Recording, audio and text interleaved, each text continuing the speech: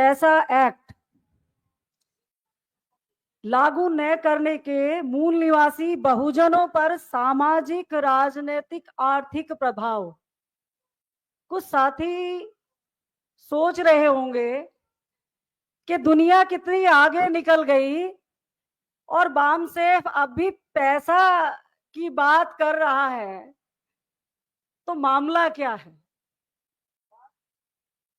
ऐसी क्या जरूरत पड़ी कि इस देश में जब अडानी, अंबानी और केवल उद्योगपतियों की बात हो रही है, लुटेरों की बात हो रही है और बाम से पैसा की बात कर रहा है, तो कुछ तो छुपा है। वो क्या है उसे देखने का प्रयास करेंगे। इस विषय के माध्यम से, ये विषय जितना आसान लगता है उतना है नहीं। इस देश की आजादी को इतना लंबा समय गुजर गया, लेकिन इस पैसा एक्ट को समाज में अभी तक लोग नहीं समझे। वो लोग भी नहीं समझे जो अपने आप को प्रबुद्ध और पढ़ा लिखा वर्ग कहते हैं, जो अपने आप को इंटेलेक्चुअल वर्ग कहते हैं।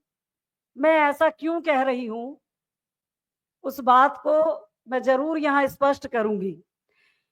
साथियों, इस देश में जाति के कोड ने कब हमारे अंदर से संवेदना को खत्म कर दिया और हमें इतना विकृत कर दिया कि अब हमें कुछ एहसास नहीं होता। अब हमें एहसास नहीं होता कि हमारे मूल निवासी समाज जो अनेक टुकड़ों में बिखरा पड़ा है, अगर मेरे दूसरे भाई के साथ क्या हो रहा है, मेरी बहन के साथ क्या हो रहा है, मेरी माँ के साथ क्या हो रहा है, तो मुझे आभास ही नहीं होता कि वो मेरा खून है, वो मेरा लहू है जिसको बहाया जा रहा है और मेरे चेहरे पर मुस्कान है। क्यों वो रोष पैदा नहीं होता जब मेरा ही खून इस धरती पर, इस जमीन को लाल कर दिया जाता है, तो मेरी आंखों में वो दर्द महसूस नहीं होता। वो संवेदना क्यों इतनी इस जातिवाद ने हमारे अंदर से नष्ट कर दी है? उसका ही कारण है कि ये पैसा एक्ट आज तक, जब ये लागू हुआ तब से लेकर आज तक, और इस देश में संविधान लागू होने के बाद इस सरकार की अगर हम मंशा देखते हैं, नौकरशाही की मंशा देखते हैं, तो वो सबसे बड़े अपराधी हमें नजर आते हैं। इस देश की सरकार उस कटघरे में नजर आती है, वो नौकरशाही उस कटघरे में नजर आती है जो इस पैसा एक्ट के पीछे छुपे हमारे मूल निवासी समाज के हक अधिकारों का शोषण कर रही है। वो हमें अब तक नहीं दिखाई दी। इसीलिए ये जरूरत महसूस हुई कि इस पैसा एक्ट के माध्यम से हम समाज में वो जागृति पैदा करें कि वो कौन सा हमारा समाज के बीच का वो मूल निवासी हमारा भाई है, वो हमारा समाज है जिसे हम भूल गए हैं, जिसके लिए हमने कभी आवाज नहीं उठाई। इस देश में संविधान है, लेकिन वो कौन सा तबका है जिसके लिए आज तक उस संविधान का एक भी प्रावधान इस देश में लागू होते हुए हमें नजर नहीं आता? ऐसा क्यों? हम देखते हैं ये संवेदनहीनता हमारी कहां तक चली गई। हम पशुओं को देखते हैं, एक बंदर जो कभी अनुशासित नजर नहीं आता, लेकिन जब उसकी प्रजाति, उसकी जाति के किसी बंदर के साथ कुछ घटना घटती है या कुछ उसे दिक्कत आती है, तो वो बंदर सारे झुंड बनाकर उसकी सुरक्षा के, वो पशु जो ना संविधान जानते हैं ना कोई कानून जानते हैं, लेकिन उनके अंदर वो संवेदना है। वो पक्षी जिन्होंने केवल इस आकाश में उड़ना सीखा है और पेट भरना सीखा है, वो भी उस संवेदना को पहचानते हैं। लेकिन इस इंसान की, इस मूल निवासी समाज की संवेदना कहाँ खो गई है? अगर ये संवेदना जागृत करने के लिए विषय लगाया है, अगर वो इस एक्ट के इस सब्जेक्ट के माध्यम से हम इस संवेदना को इस समाज में स्थापित कर पाए, वो दर्द हम महसूस कर पाए जो अब तक देश आजादी से पूर्व तो छोड़ दीजिए, देश आजादी के बाद जिस बदहाली में जी रहा है, अगर उस दर्द को हम महसूस क्यों नहीं करते। मैं कुछ बात इस बात पर कहूंगी और आपसे उन पंक्तियों के माध्यम से पूछूंगी भी, कैसा महसूस करते हो जब मां के सामने बेटे का सर काट दिया जाता है?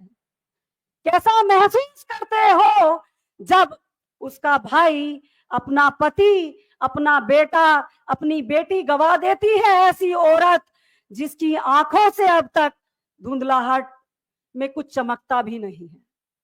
कैसा महसूस करते हो जब एक माँ अपनी बेटी गवाती है, अपना बेटा गवाती है, अपने नाती गवाती है और जिसकी आंखों का धुंधलापन में वो देख भी नहीं पाती? कैसा महसूस करते हो?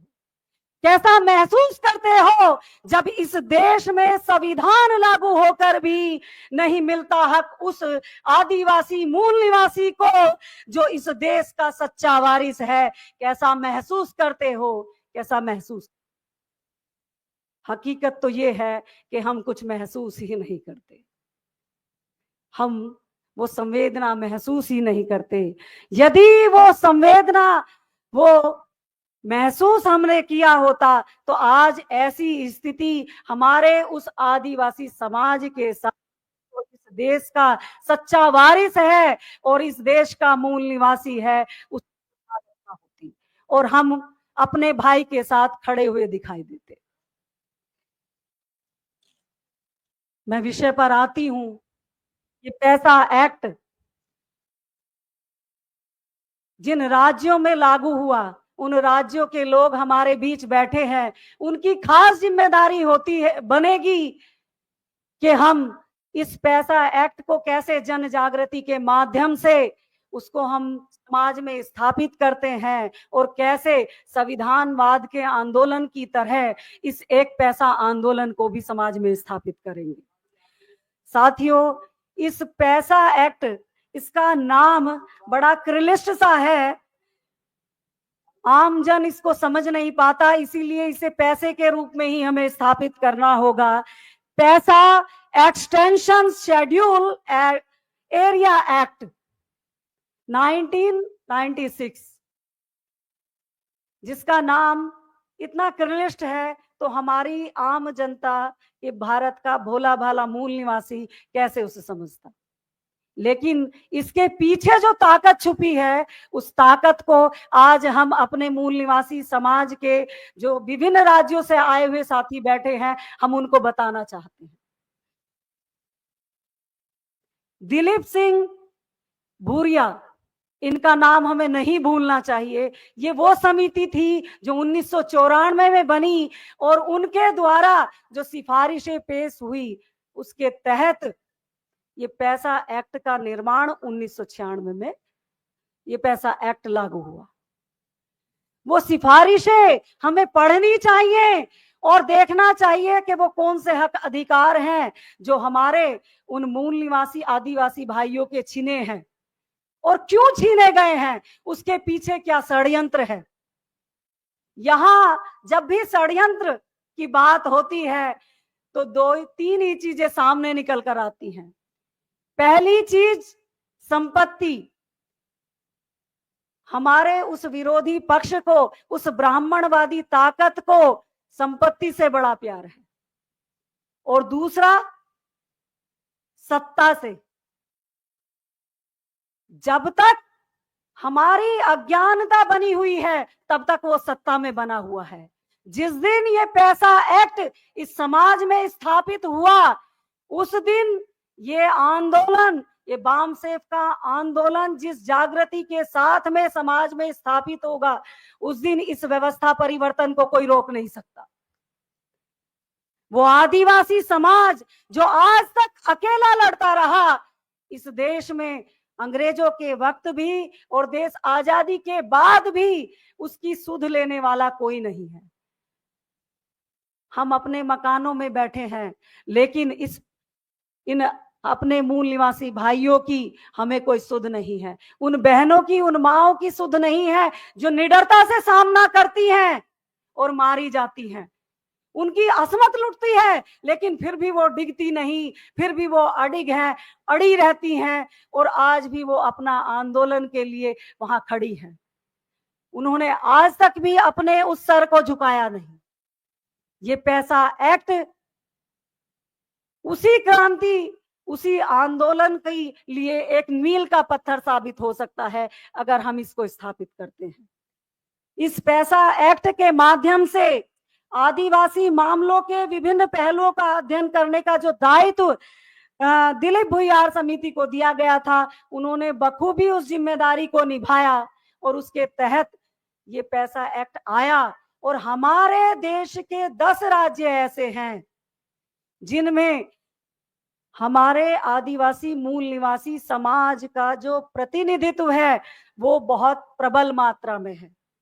वो जो जिले, जो हमारे देश हैं उसमें आंध्र प्रदेश, तेलंगाना, छत्तीसगढ़, गुजरात, हिमाचल, झारखंड, मध्य प्रदेश, महाराष्ट्र, उड़ीसा और राजस्थान, इसमें से जो रिपोर्ट बताती है कि ये 10 राज्यों में से 8 राज्यों में इसे लागू किया गया, लेकिन उस लागू करने के पीछे वो नौकरशाही ने, वहां के धन्ना सेठों ने, उद्योगपतियों ने कभी उसे जमीनी स्तर पर आने ही नहीं दिया।